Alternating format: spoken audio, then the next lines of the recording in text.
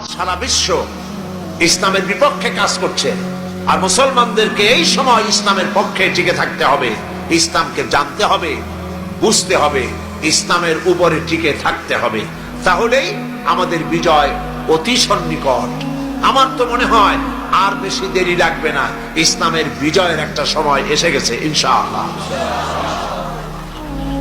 মায়ের যখন প্রসব যন্ত্রণা শুরু হয় তখন বোঝা যায় বাচ্চা হইতে আর সময় লাগবে না, ঠিক কিনা? ঠিক কিনা? আজ পৃথিবীর প্রসব যন্ত্রণা শুরু হয়েছে, তাম পৃথিবীর চতুর্দিকে মুসলমানদের উপরে জুলুম অত্যাচার শুরু হয়েছে।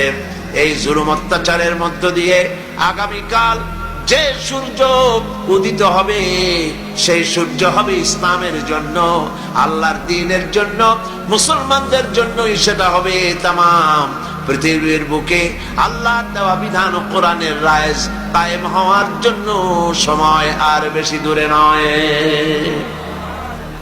এজন্য মুসলমানদেরকে ঐক্যবদ্ধ হয়ে নবীর পথ ধরতে হবে, নবীর রাস্তা ধরতে হবে। আল্লাহ পাক নবীকে যে উদ্দেশ্যে পাঠাইছেন, কোরআন যে উদ্দেশ্যে নাজিল করেছেন, সেই উদ্দেশ্য ধরে আমরা যদি জীবন চালাতে পারি আল্লাহর রহমত আমরা লাভ করতে পারবো। আল্লাহ পাক আমাদেরকে, আল্লাহ পাক বলেছেন কোরআনে কারীমের মধ্যে, ওয়া কানা হাক্কান আলাইনা নাসরুল মুমিনিন। আল্লাহ রাব্বুল আলামিন বলেন মুমিনদেরকে সাহায্য করা আমি আল্লাহর জন্য ওয়াজিব। সুবহানাল্লাহ বলেন, মুমিনদেরকে সাহায্য করা আমি আল্লাহর জন্য ওয়াজিব।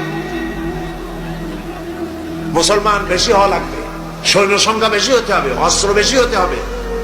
আল্লাহ পাকে বলি বলেন অস্ত্র লাগবে, এটা ঠিক, অস্ত্র লাগবে। কিসের জন্য? দিন প্রতিষ্ঠার জন্য। কেউ যদি আমাদের মারে তাহলে আমরা তো আর বসে বসে আঙ্গুল চুষতে পারবো না, কি বলেন? ঠিক কিনা?